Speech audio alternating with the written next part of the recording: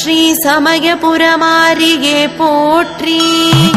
முதல் பூவாக ஸ்ரீரங்கநாதரிடமிருந்து வரும் பூவை ஏற்பவளே ஸ்ரீ சமயபுரமாரியே போற்றி.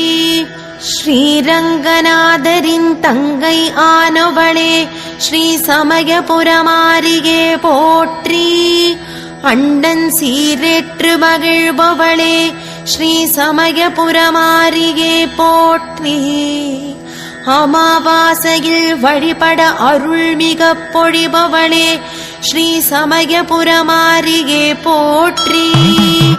பௌர்ணமியில் வழிபட நற்பலன்களை அருள்பவளே ஸ்ரீ சமயபுரமாரியே போற்றி.